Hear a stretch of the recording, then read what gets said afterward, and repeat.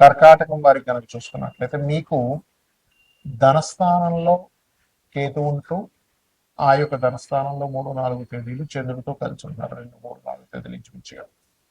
కాబట్టి పర్టికులర్గా మీరు కుటుంబ విషయాల్లోని, ధన విషయాల్లోని ఈ తేదీల్లో కొంత జాగ్రత్తగా ఉండండి.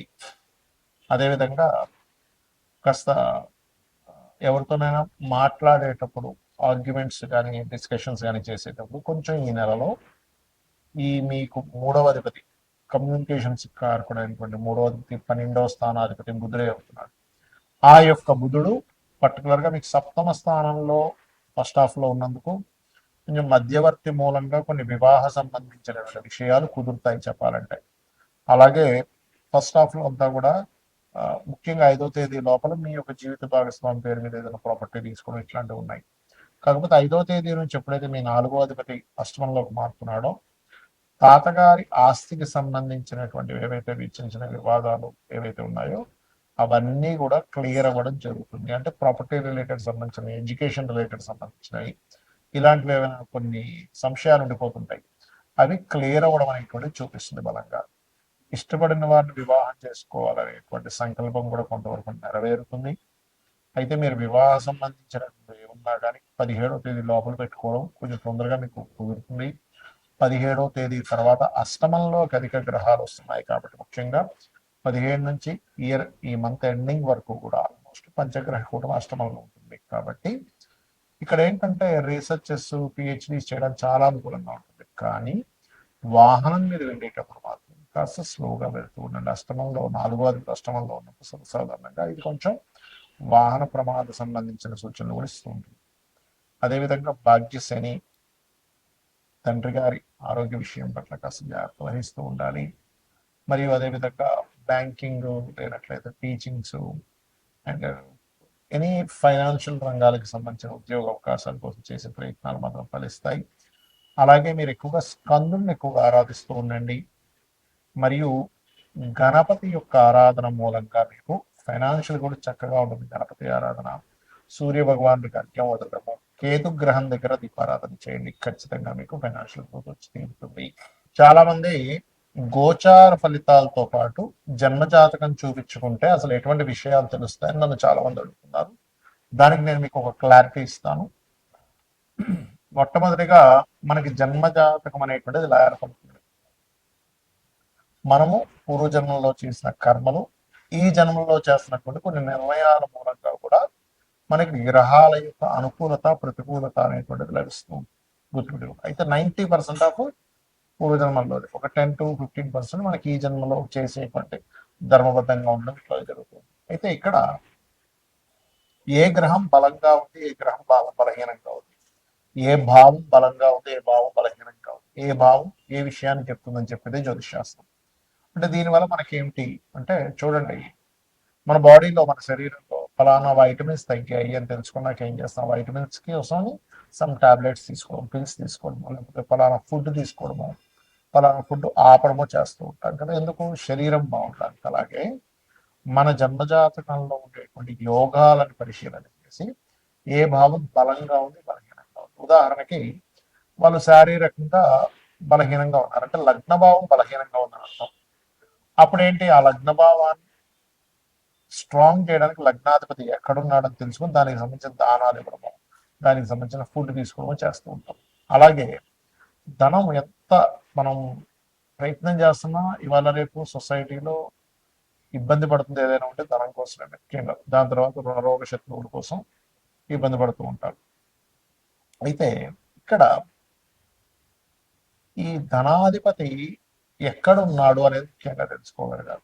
ధనాధిపతి గనక బాగున్నట్లయితే, చాలా మంది చూడండి పెద్దగా ఏం చదువుకోలేదండి, కానీ ఏంటో ఆటోమేటిక్ డబ్బులు వచ్చేస్తున్నాయి ఆయనకి, ఆ వ్యాపారం పెట్టాడు, ఈ వ్యాపారం పెట్టాడు అంటుంటారు. అంటే చదువుతో సంబంధం లేకుండా ధనం వస్తూ ఉంటుంది కొంతమంది.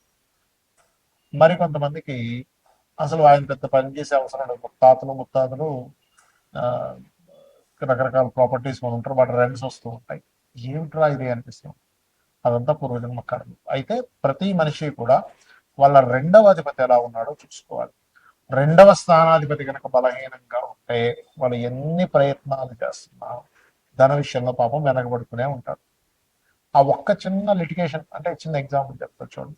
ఒక వ్యక్తికి ఇక్కడ క్లాట్ ఏర్పడింది అనుకుందాం. ఈ చెయ్యి కాలు తిమ్మిరి అయ్యి పెరాలసిస్ వచ్చింది, సంథింగ్ ఆగిపోయింది. మీరు దీనికి మీరు ఎంత చేస్తున్నా సరే మీకు సెట్ కాదు అంత ఈజీగా.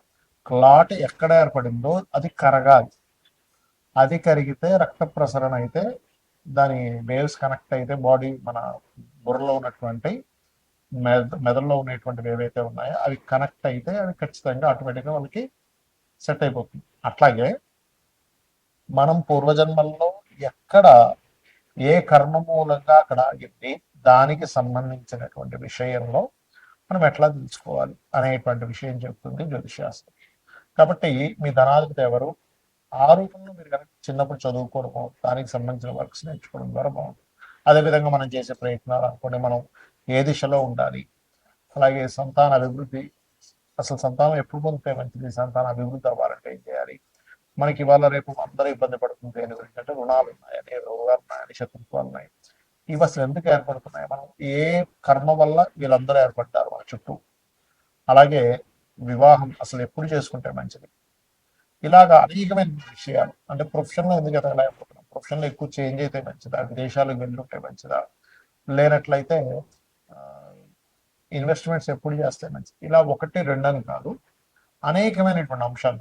రత్నం గురించి కానివ్వండి, మనం తెలియక ఏం చేస్తాం అంటే ఏదో రత్నం పెట్టేసుకుంటాం. అలా కాకుండా స్పెసిఫిక్గా మీకు ఫలానా రత్నం వల్ల కొంత సపోర్ట్ లభిస్తుంది. ఒక విషయం చెప్తాను, రత్నం పెట్టేసుకోగానే వెంటనే కోటీశ్వరుడు అయిపోతాడు అనేది పూర్తిగా ఆనందం. కొంత మీకు సపోర్టివ్గా ఉంటుంది. ఎలా అంటే ఒక మనిషి చూడండి, డిప్రెషన్లో ఉన్నప్పుడు ఒక ఫ్రెండ్ వచ్చే ఎందుకు ఏమవుతుంది ఇంకా అని ఒక చిన్న ఒక మాట మనకు తెలియని ఒక గుండె ధైర్యాన్ని ఎలా ఇస్తుందో, సేమ్ యాజ్ ఇట్ ఈజ్ మీరు ఏదైతే రత్నాన్ని ధరిస్తారో ఆ రత్నము కూడా మీరు ఏదైతే స్పెసిఫిక్గా ఫలానా గ్రహం బాగుంది అన్నప్పుడే ధరించాలి. అదర్వైజ్ మీరు రత్నం అవాయిడ్ చేసేసి చక్కగా రుద్రాక్షం లేకపోతే మీ ఇష్టదైవం యొక్క రూపైనా ధరించవచ్చు. అలా అసలు మీరు రెగ్యులర్గా చేసేటువంటి పూజలో ఏ దేవతని ప్రత్యేకంగా మీరు కనుక పూజించినట్లయితే మీ పూర్వజన్మ కర్మలు తగ్గుతాయి అనేటువంటిది. సరే జాతకం లేదు, అప్పుడు ఏం చేయాలి, ఫైనాన్షియల్ గ్రోత్ కావాలి అనుకుంటున్నారు, ఓం సంపత్కరీ సమారూఢ సింధుర ప్రజ సేవితాయ నమ, లేదా ఓం ధర్మాధ్యక్ష ధనాధ్యక్ష ధర్మధాన్య వివర్ధని నమ చేసుకోండి. అలాగే అది అప్పులు ఉన్నాయి, ఓం అపర్ణాయ నమ చేసుకోండి. లేదండి నాకు ఉద్యోగ సంబంధించిన విషయంలో ఇబ్బంది ఉంది, ఓం మాణిక్య మకుటాకార జానుద్వయ విరాజితాయ నమ. అలా కాదు, ఎంత సంపాదిస్తున్నా లేకపోతే ఏం చేస్తున్నా నాకు హ్యాపీనెస్ లేదు, లేదా బిజినెస్ ఇంప్రూవ్మెంట్స్ అవ్వట్లేదు అనుకునేటువంటి వారు ఓం ఇంద్రగోప పరిక్షిప్త స్మరతోనా భజంగికాయ నమ అని మంత్రం చేసుకోండి. ఇలా ఒకటి రెండని కాదు, మీరు ఏదైతే అనుకుంటారో ఆ సంకల్పం మనసులో, అంటే మీరు పలానా ఉద్యోగం రావట్లేదు, ఓకే వివాహమే అనుకోండి, ఓం కామేశబద్ధ మాంగళ్య సూత్ర శోభిత కందరాయ. అంటే ఇక్కడ ఏంటంటే చాలా మంది చేస్తున్న మిస్టేక్ ఏంటంటే ఆ సమయం వచ్చిందో లేదో జన్మజాతకంలో చూసుకోకుండా అది రావట్లేదు అది అవ్వట్లేదు అని బాధపడుతూ ఉన్నారు. అంటే ఎలా అంటే ఉదాహరణకి ఒక విత్తనం వేసి ఒక భూమిలో ఒక విత్తనం వేసాం, చెట్టు వస్తుంది, మొక్క మొలుస్తుంది వస్తుంది. మొలుస్తున్నప్పటి నుంచే మనం చూస్తూ ఏమిటి కదా ఇంకా పళ్ళు రావట్లేదు పుష్పాలు రావట్లేదు అంటే అట్లా. అదొక ఏజ్ వచ్చిన తర్వాత ఇన్ని సంవత్సరాలకి అది పుష్పాలు ఇస్తుంది లేకపోతే ఫలాలను ఇస్తుంది అనే ఒక నాలెడ్జ్ ఉందనుకోండి, అప్పుడు హ్యాపీగా 5 సంవత్సరాల తర్వాత వస్తుంది అని ఒక ఫిక్స్ అయి ఉంటుంది. కాబట్టి ప్రతి జాతకానికి కూడా ఎప్పుడు వివాహం అవ్వాలి, ఎప్పుడు చేసుకుంటే మంచిది, ఎప్పుడు ఇన్వెస్ట్మెంట్స్ చేయాలి, ఏ రంగాల్లోకి వెళ్తే మంచిది, ఎందుకు ధన సంబంధించిన ఇబ్బందులు వస్తున్నాయని ఒక క్లారిటీగా ఒక జ్యోతిలాగా వెలుగుని చూపించేది, ఒక దారిని చూపించేది జ్యోతిషాస్త్రం. కాబట్టి మీరు తెలుసుకొని అమ్మవారి అనుగ్రహంతో మీరు చక్కటి ఆయురారోగ్యాలను పొందుతారన్న స్ఫూర్తి కోరుకుంటూ శ్రీనాథ్